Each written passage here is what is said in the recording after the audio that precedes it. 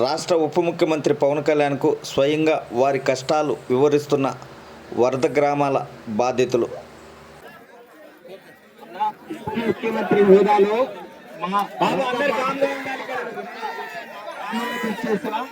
పవన్ అన్నకి స్వాగతం, సుస్వాగతం, ధన్యవాదాలు. అక్కడ చూడనీక ఇక్కడ చూడనీక పోలీసు వాళ్ళు తరుముకుంటున్నారు. ఇదేం సార్ మా కర్మ? మేము బాధితులమా లేకపోతే నక్సలైట్లమా? నాకు అర్థం కావట్లేదు. ఆయన ఒక ఊరు నుంచి స్టార్ట్ అయ్యి ఇంకో ఊరికి రావడానికి గంట పడుతుంది. ఇంకోటి పోలీసులు కంట్రోల్ చేసి ఇంకో ప్రాబ్లం కూడా వస్తుంది. మామూలుగా బస్ రూట్ వచ్చి మందపల్లి మీదుగా వస్తుంది. బస్ రూట్ లో కాకుండా ఇట్లా అడవిలోంచి వస్తారు. బస్ రూట్ లో వచ్చి వస్తే దాదాపు 2 విలేజెస్ కవర్ అవుతాయి. దాదాపు 280 ఫ్యామిలీస్, 2 విలేజెస్ కలిపి 280 ఫ్యామిలీస్ కవర్ అవుతాయి. వాళ్ళు కూడా చూస్తారు, వాళ్ళ ప్రాబ్లమ్స్ ఉంటాయి. ఇప్పుడు నేను ఇక్కడ 17 మెంబర్స్ వచ్చారు, కొంతమంది అందరూ రాలేరు కదా, వాళ్ళ ప్రాబ్లమ్స్ చెప్పాల్సి. మీ ఊరు కవర్ విలేజ్ సమస్య మాత్రం నేను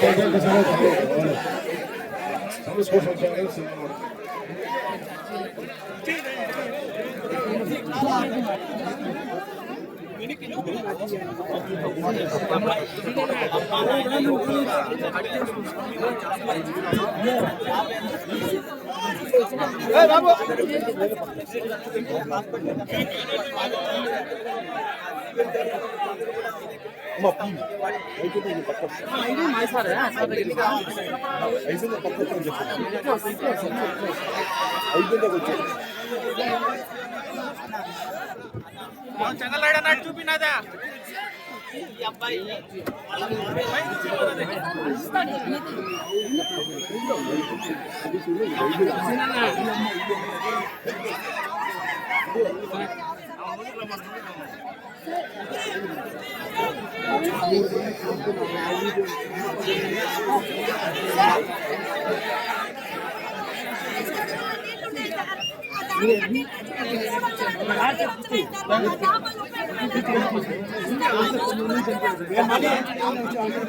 మిమ్మల్ని చూడాలని ఆడవాళ్ళు ముసలోళ్ళు అందరూ వచ్చి వెనక్కి వెళ్ళిపోయారు. పోలీసులు తరుముకున్నారు వాళ్ళని.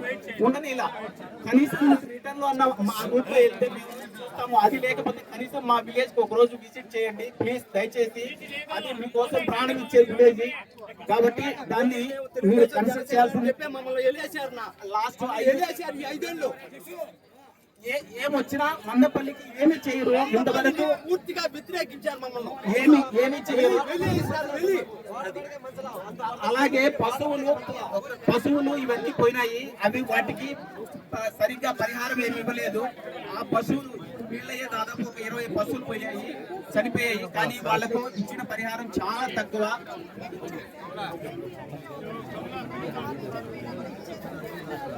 అందరూ కూడా చాలా బాగా పూర్తి జీరో, ఏం లేదు, జీరో అయిపోయింది.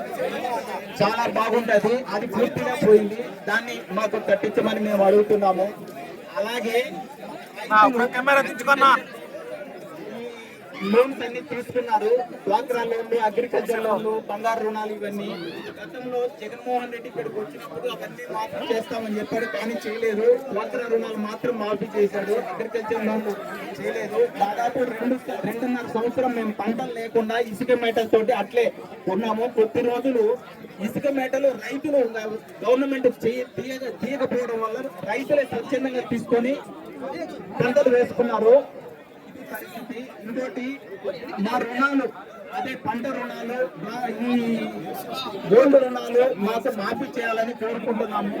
అలాగే మందపల్లిలో పులుపుతూరు తొగుడుపేటలో ఇంటికి 5 సెంట్లు స్థలము 5 లక్షలు ఇన్వెస్ట్ చేశారు. మందపల్లికి అది కూడా చేయలేదు.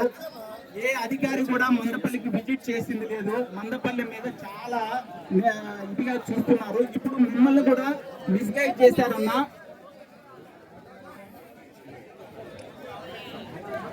ఇప్పుడు మిమ్మల్ని కూడా మిస్గైడ్ చేశారు. ఒరిజినల్ గా మందపల్లి డ్యామేజ్ అయింది. మందపల్లిలో మీకోసం ప్రాణం ఇచ్చే అభిమానులు, ప్రాణం ఇచ్చే వాళ్ళు చాలా మంది ఉన్నారు. కానీ అక్కడి నుంచి ప్రోగ్రామ్ పెట్టుకుని తీసుకొని వచ్చారు. అది కొంత మమ్మల్ని అందరినీ బాధిస్తుంది. అట్లీస్ట్ మా ఊరు నుంచి 17 మందిని ఇక్కడ పిలుచుకొచ్చారంటే చాలా మంది ఆడవాళ్ళు మీకు కూడా ఒక భరోసా ఇవ్వడానికి వచ్చాం. మీ కష్టంలో మేము ఉన్నాం, ఒకరికి పారిపోయట్లేదు, మేము ఎక్కడ నిలబడి ఉన్నాం. మీ సమస్య నాకు తెలుసు. ఒక్కొక్కటిగా మేము కలెక్టర్ గారి దృష్టికి జాయింట్ కలెక్టర్ పంపిస్తాము, ఒక టీం పంపిస్తారు, చూడండి, అందరం తీసుకుంటాం. అలాగే చంద్రబాబు గారు కూడా మాట ఇచ్చారని చెప్తా ఉన్నారు. మీరు అది కూడా మా దృష్టికి తీసుకెళ్ళి మీకు సాధ్యమైనంత తక్కువ రోజులు మీకు వేరే నష్టం జరిగింది ఒక దృష్టి. ప్రత్యేకించి పెంచా డ్యామ్ మటుకు ఇది మానవ తప్పుగా మానవ నిర్లక్ష్యం. కొంతమంది ఇసుక తగ్గుకోవడం కోసం వాళ్ళ ఆస్తి వాళ్ళ వెహికల్స్ కాపాడుకోవడం కోసం ఇంకోటి మెయింటెనెన్స్ ఒకటి ఇష్యూ ఉంది. తెలంగాణ గారు చెప్తా ఉన్నారు, విలేజ్ కూడా చెప్తా ఉన్నారు. కనీసం మనకి ఆయిల్ జోలు చిన్న చిన్న లక్షల బోట్లు కూడా ఖర్చు అయ్యాలని చెప్పి మనకి నస్కర్ రామగారు చెప్పాను. రామగారు సార్ రామయ్య గారికి తెలిసి ఇవన్నీ ఒకసారి I think you should meet Mr. Rana. Because of I think he must be aware of it. ఈయన వల్ల ప్రాణ నష్టం తగ్గింది. అందువల్ల మీరు ఒకసారి ఈయన కూడా ఒక పరిగణలో తీసుకొని first hand report one committee had to be form. ఒక్కలైతే మీరు అందరూ ఏంటంటే భవిష్యత్తులో ఒకటి కాదు, ఎవరు తప్పులు చేసినా కానీ మెయింటెనెన్స్ నిర్లక్ష్యాలు కానీ ఇవన్నీ కూడా ఎవరికో వాళ్ళకి బాధ్యత ఫిక్స్ చేయాలి. వాళ్ళకి మేము వచ్చాం, ప్రభుత్వాలకు కూడా రాజకీయ నాయకులు వస్తారు, వెళ్ళిపోతారు, కానీ అధికారులు ఉంటారు. సో అధికారులకు మరింత బాధ్యత పెంచడం ఒక కమిటీ ఏర్పాటు చేస్తాం. అయితే దయచేసి మీకైతే ఆ మాట ముందుస్తాం, మీకు మాట ఇస్తున్నాను. ఏవైతే నష్టాలు జరిగినాయి, ఎవరికైతే డబ్బు కాలేదో వీటికి ఇప్పుడు మీరందరూ ప్రభుత్వ పథకాల ప్రకారం ఎన్ని ఆవులు చచ్చిపోయినా ఒకటే ఆవు ఇస్తానంటారు.